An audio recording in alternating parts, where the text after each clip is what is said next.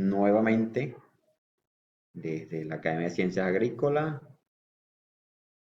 presentamos la unidad 1 de manejo integrado de suelos para agrosistemas agroresilientes. Mi nombre es Franco Ciantonucci. Comenzaremos la unidad 1 con generalidades sobre el suelo, el contenido, conceptos pedológicos, conceptos edáficos y conceptos agronómicos del suelo.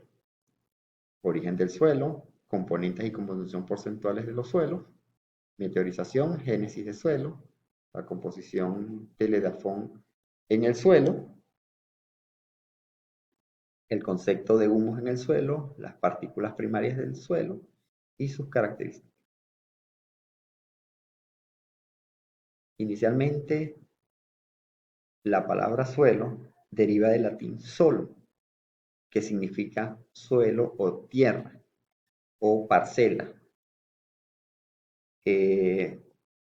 Posee varios significados, sin embargo, el concepto de suelo se enmarca en el sostén de la vida vegetal y animal o medio natural para el desarrollo de plantas terrestres u cuerpo natural que se forma a partir de los componentes de la corteza terrestre, las sustancias minerales y el sustrato natural donde viven las plantas terrestres y se desarrolla la vida.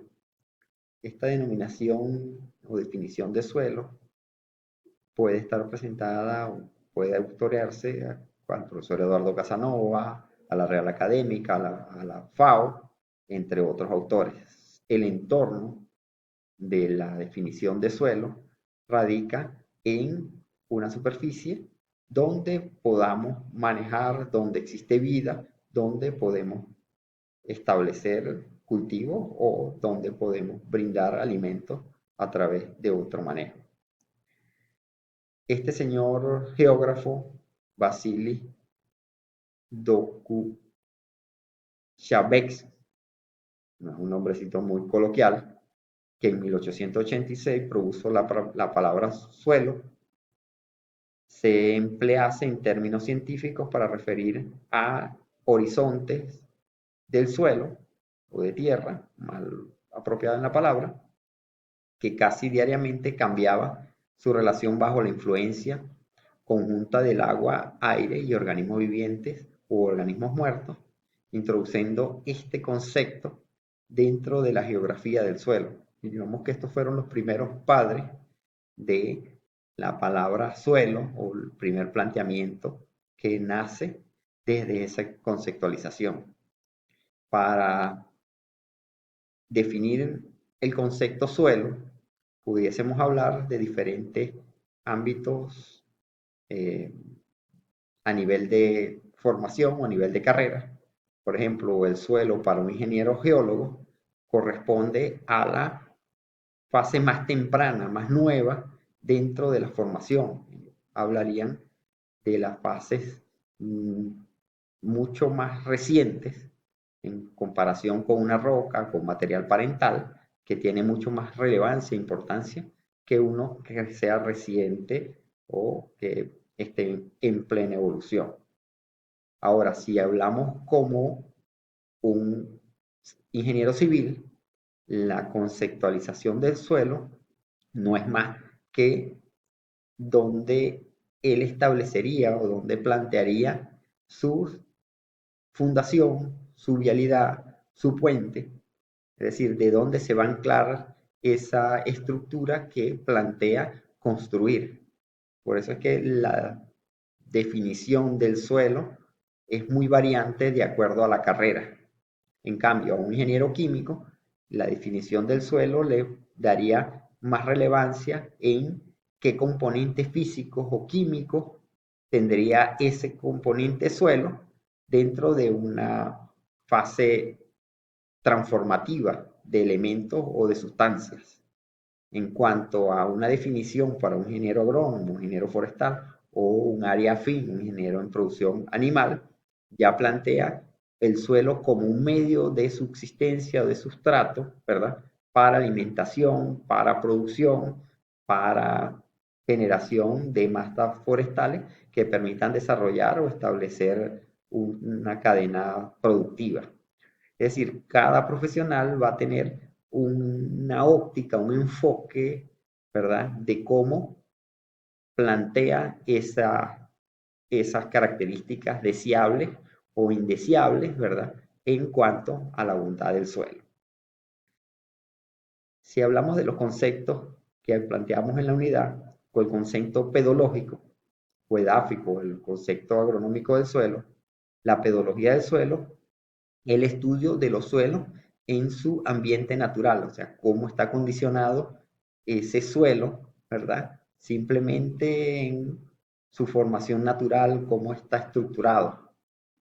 En las dos ramas de las ciencias del suelo, pudiésemos hablar de la edafología, que no es más que una relación o está asociada a una relación agronómica productiva por estudios de aprovechamiento de los suelos, es decir, qué características tienen estos suelos para el establecimiento de cultivo, para el sistema productivo o para el establecimiento de forraje para una alimentación de un bovino o de un equino o cualquier otro componente que conjugue la dinámica de ese suelo.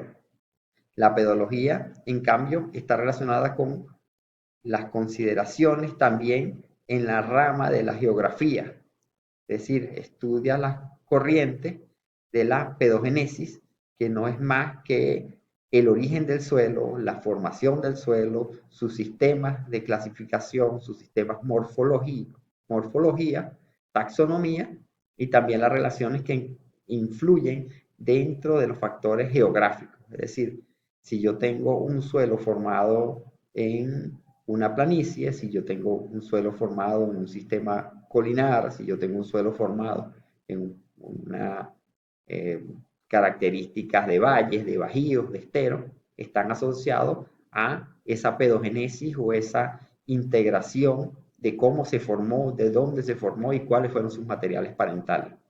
Estas autorías pueden estar descritas por Ronald y estar asociados a lo que es la preservación y el futuro de la pedología. De esto hay mucha tela que cortar, ¿verdad? Simplemente la pedología es una rama, digamos, de descripción de esas características superiores o naturales o en profundidad de ese suelo. Si conversamos en cuanto a la historia, los suelos fueron estudiados inicialmente por la Escuela de Geografía Rusa, como lo vimos allá adelante, ¿verdad? Y preceden del padre de la geografía rusa, que fue Millán Lomonosov, en 1711 y hasta 1765.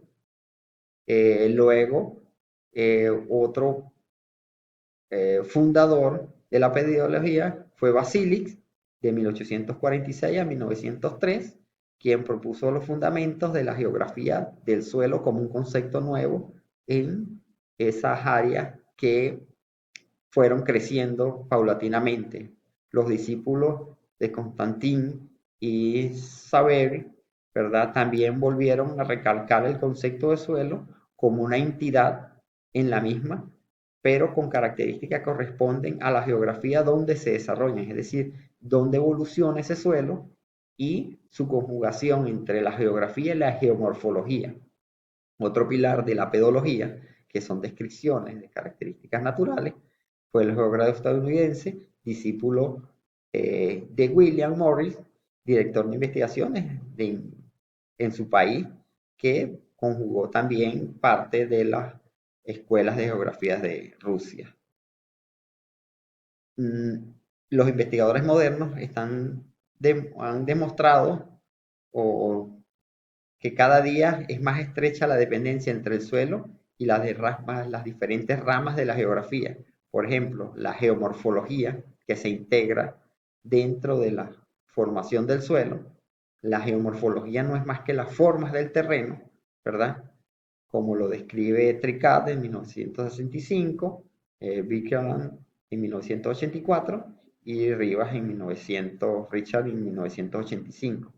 Ellos conjugan ya estudios específicos de geomorfologías con pedología, es decir, la geomorfología, que no es más que la forma del terreno, como esa característica del paisaje conjugan a una formación de características propias del suelo en función de la pedología enmarcada en la física compleja de la geografía.